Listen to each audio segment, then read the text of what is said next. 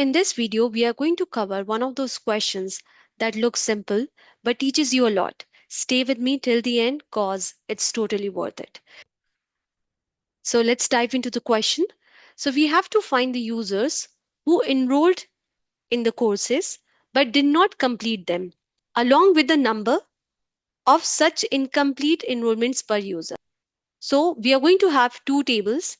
One table, as you can see, is the enrollment table. So this is the enrollment table. This is the completion table.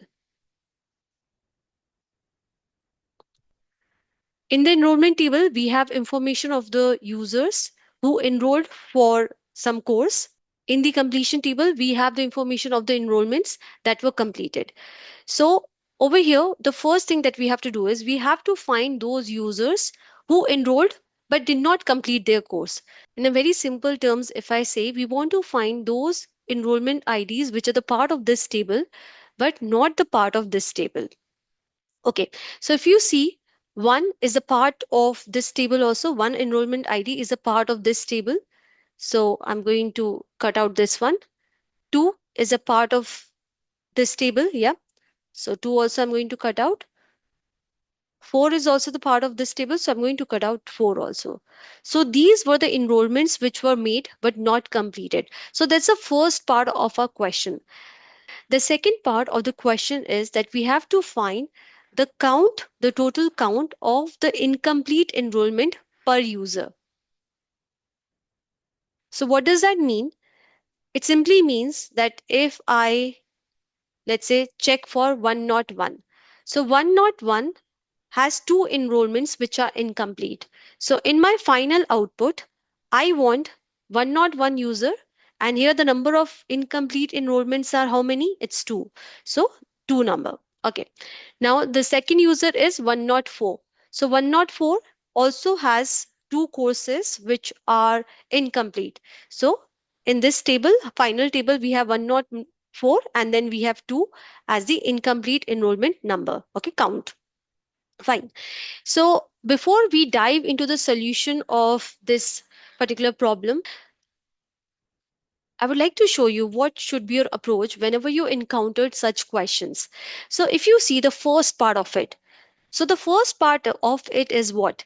We have to find those enrollments which are not completed.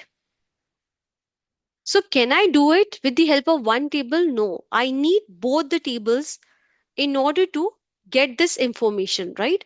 So the first step would be I'm going to join these two tables. So let me quickly show it to you.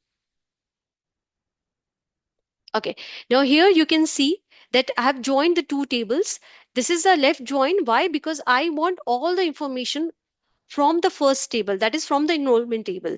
Okay, the pink columns that you see, these are all from the completion table, and these columns are from the enrollment table. Fine. Now what we have done is we have simply left joined the two tables.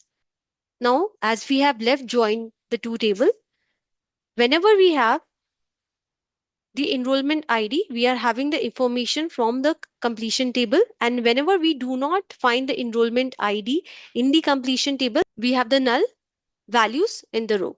Okay, so what we are going to do is after joining, what should be the next step? Just think about it. What should be the next step? So the next step is we are going to filter the data. So we want all those enrollments which are not completed, right? So I'm going to filter the data with whenever we have this enrollment ID as null. So let me quickly show you the next step. So in the next step, as you can see, with the help of where clause, we are going to filter the data wherever the enrollment ID is null. So here you can see that we have got the filtered data whenever the enrollment ID of completion table is null. So this is the second step. Okay. Now what we are going to do, we have got all of these things. The third thing is very easy. We are going to perform a group by. So we are going to perform a group by where we are going to group by on user ID. Yeah, group by user ID, and aggregation would be count because we want to find the count of it. their count of complete enrollment. So it's very simple. Now, I'm explaining you, you're finding it very simple, but I've seen that people are not able to solve a query like this because it has multiple steps involved.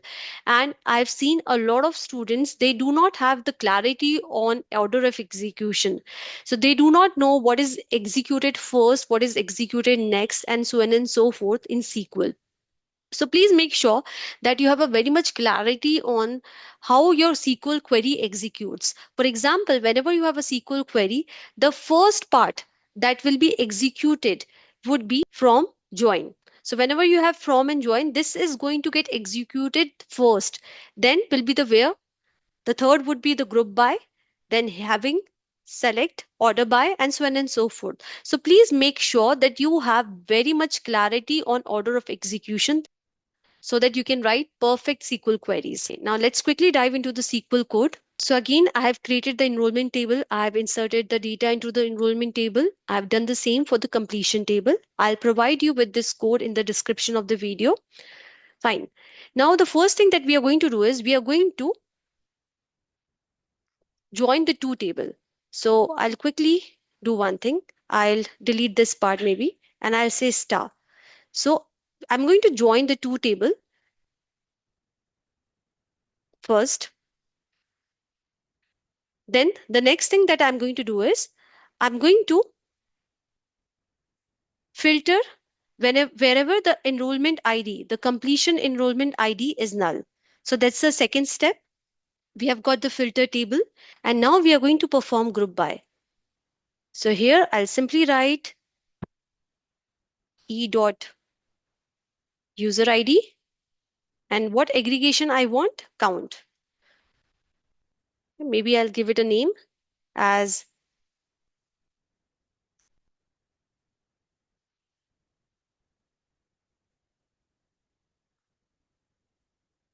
fine. Perfect. This is what we were expecting. So please make sure whenever you have any query like this, where you know that you have to use joins and then you have to use group by, construct the query step by step. That's all for this video. Thank you so much for watching. Meet you in the next video.